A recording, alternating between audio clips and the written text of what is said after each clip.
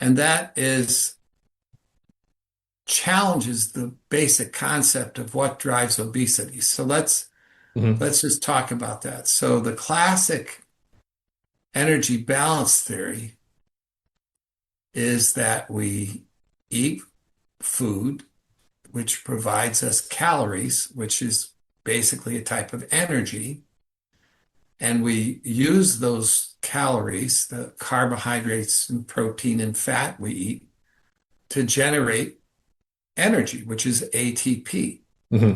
And then the idea, classic idea, is that when the ATP fills up to a certain level in the cell, there's a signal to have the excess energy stored.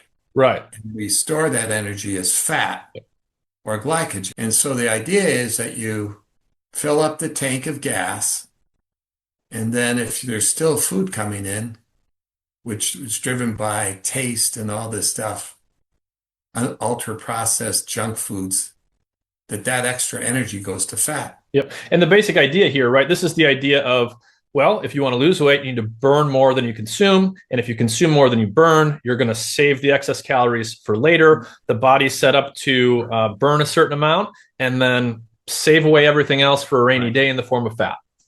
So what actually is shown in animals, which was shown by a guy named Kesey back in the 80s, is that if not counting sugar here, we're not talking about fructose, but if you feed an animal and you can even put a tube into their stomach and force feed them, you can make them fat because you're giving them more energy than they can expend. And this is forced feeding. You can make them fat, but as soon as you pull the tube out, they'll go back to their regular weight. Hmm.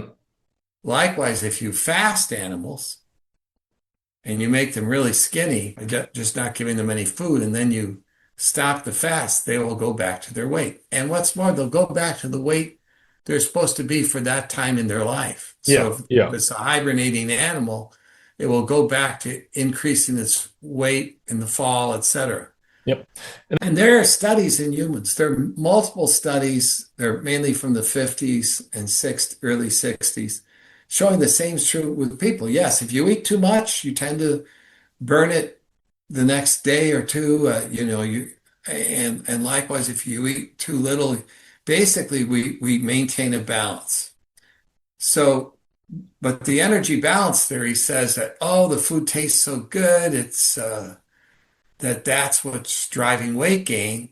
But then why can't we lose weight so easily? Well, it turns out that the fructose story provided the insight for why this theory isn't quite right.